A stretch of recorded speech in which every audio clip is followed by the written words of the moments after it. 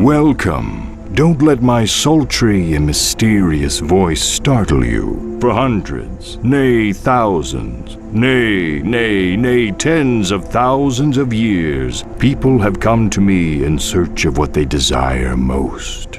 Few find what they are looking for. Even fewer ever leave. Welcome to the cave. That's me, the cave. Yes, I'm a talking cave. Don't laugh. It makes dating hell. Besides, I have a really interesting story to tell you this evening, so pay attention. It's a story of 7 people and a glimpse into a dark place in each of their hearts. But be careful before you judge. There is a dark place in your heart as well. Someday you will find yourself descending my depths in search of what you desire. And you might not like what you find either. But enough about you. This is about them. The knight. He is on a quest for a sword of unequaled power and prestige. But will he find it before anyone else gets hurt? Moving along. The hillbilly. On this fine night, he searches for his true love, but does desire burn too brightly in his heart? The time traveler. She is here to right a wrong 1,000,000 years in the making. Fortunately for her, yesterday is a new day. I have high hopes for this group, much better than the last. I think they may still be down here. I should probably get them out. Nothing scares away the tourist like a rotting corpse. Some say chivalry is a trait that cannot be learned. It is a quality you are born with. That may or may not be true, but what is true is you can't steal it. It's a lesson our brave knight friend is about to learn, or a lesson we hope he is about to learn before anyone else gets hurt, or maimed, or killed, or eaten alive. Forget I said eaten alive. Spoilers! Aye.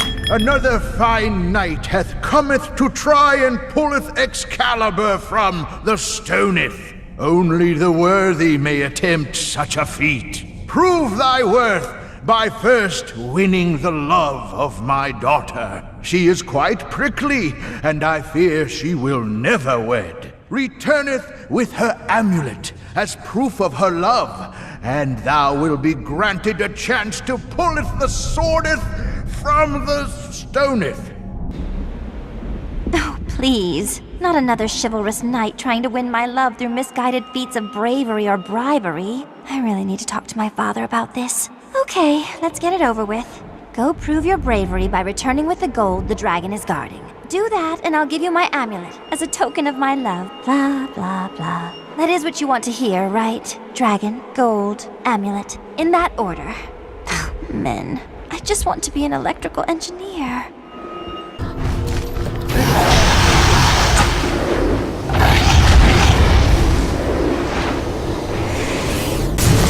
What idiot left the gate open? Whoops. Sounds like someone forgot to close the gate to the dragon's den. I'm sure the princess will be fine. She's way up at the tower. I don't think dragons can fly. She'll be fine. The suspense was killing someone. It just wasn't me. Worst first date ever. Looks like the knight is out of luck. He's never going to get her amulet now. I stand corrected. Looks like it's a win-win. Well, not for the princess, but win-win for the knight and the dragon. When our brave heroes get back to the king, my advice would be to skip over this part. Let's hope the king doesn't ask how the princess is doing. Awkward. Oh, don't forget to wipe the princess bits off the amulet before giving it to the king. It's just good manners. The brave knight returns with my daughter's amulet. And the first ever to do so, I might add. My daughter can be hard to swallow sometimes. As promised, ye has won the right to attempt to pull the sword from the stone. You must have really proved your undying love for her. Ooh, why did he have to say undying?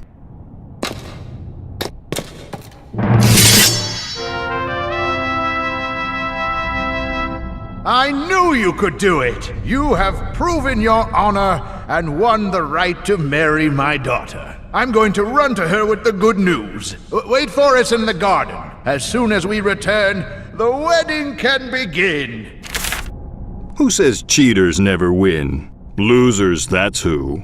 The king seems pretty excited about his new trial-by-sword-pulling son-in-law. Ooh, sounds like he's off to hug and congratulate his favorite daughter on the upcoming wedding. Yeah, well, what's left of her anyway.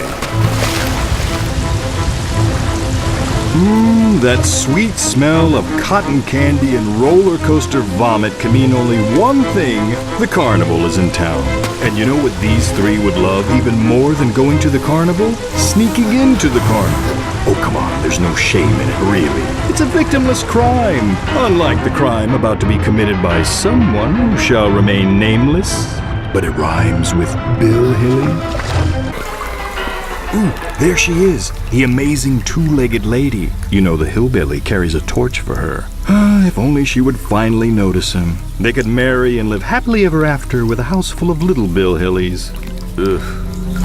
The pink bear hanging in that prize booth looks remarkably like what the amazing two-legged lady desires most. Perhaps the hillbilly can win enough tickets to buy it for her. Then this adorable story can have its happy ending.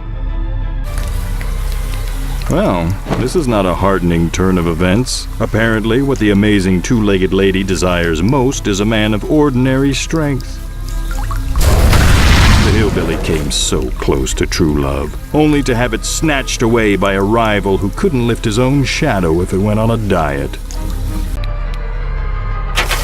I'm not sure taking up smoking is the right cure for a broken heart. But I don't think that is the hillbilly's plan. Is this really the path he wants to go down? The wise Lord Tennyson penned the line, "It's better to have loved and lost than to have never loved at all."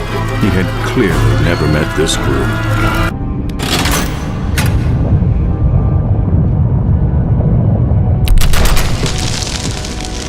Just because you can pull a lever doesn't mean you should. Our intrepid trio may not give this kind of seismic meddling a second thought, but choices have consequences. I've played host to more truth seekers than any human would care to count, and I know an omen when I see it. Trust me, this is ominous. Ominous? Ominous. Yeah, ominous. Oh, never mind. Who are you? Was it you that caused that cave-in? I know it was. Now my 3 mine cars is trapped in these caverns and caves. You'll bring those mine cars back if you know what's good for you. Maybe this dynamite will convince you. I need all 3 of those mine cars back, you hear? Ha ha ha!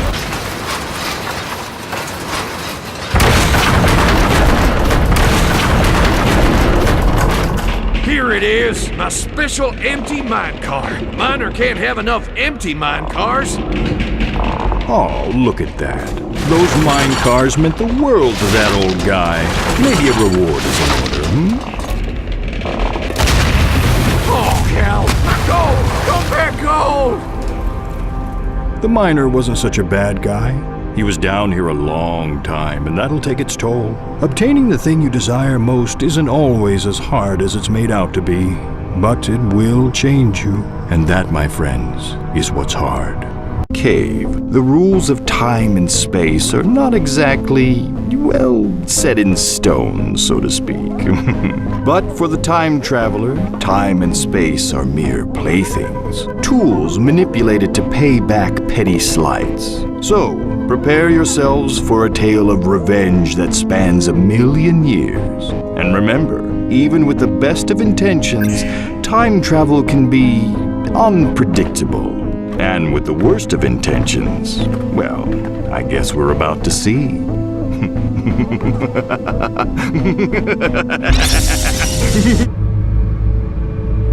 Oh, it's you. I thought we fired you. Still sore about getting passed over for greatest employee of all time? I'm sure you saw my commemorative photo on the way in. Don't feel bad. My family has been working here for generations. Got my own hover parking spot. Came with getting greatest employee of all time.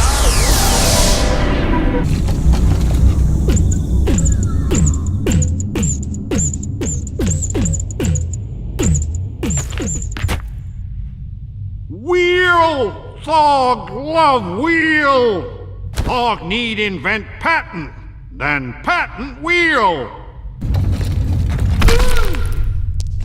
And that's that. All of that poor caveman's descendants are dead forever. Well, what's done is done. There's no going back on that decision now. Well, unless someone else screws around with the timeline some more. You know, time machines really take the fun out of trying to teach hard lessons about consequences. Finally, the key out of this chronologically contorted collapse of continuity. All it took was the complete eradication of a family line dating back countless millennia. To be fair to our heroes, I can understand wanting to get out of here. That dinosaur smell is really bad. Ah, the zoo. Observe nature's wondrous and terrible beauty, safely imprisoned behind unbreakable steel bars.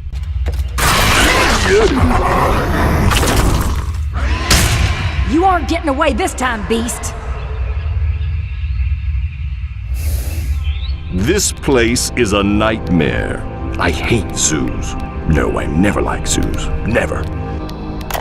Beast Hunter Podcast, Day 541. The Crystal Cave monster escaped again. She's still hungry, so I'm camped out near her favorite food. When I hear her shriek and roar, the hunt is on. Oh, blast! This worthless gizmo is out of batteries! Hey, who are you? Don't touch those hot dogs. It's the beast! And I am here without a camera crew to document my triumph! Oh, no matter. Valor waits for no woman.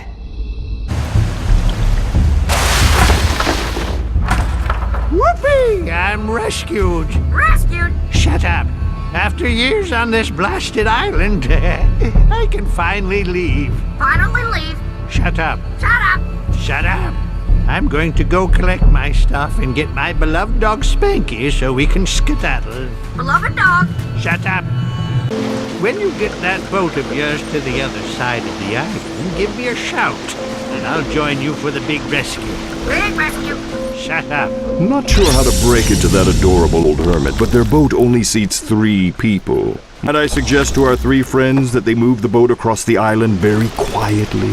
Quietly. Shut up! I'm finally getting off this island. I think I've got everything I need. Shove off any time. I knew he was going to be trouble. Right here in Island City. Trouble with a capital T, which rhymes with P, which stands for... hermit. Okay, that didn't quite work. But he's still trouble. Trouble with a capital H, which stands for hermit. Ha! There, much better.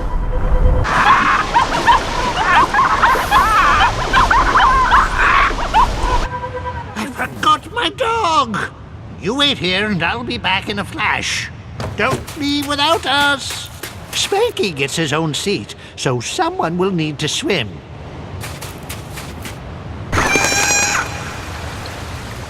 I'm no lawyer, but maritime law clearly allows for the abandonment of annoying hermits. And really, the stranding of a lone hermit pales in comparison to what we've seen from these 3 so far. I do wonder if any lessons have been learned this evening. Maybe by you and me, but I fear not by them.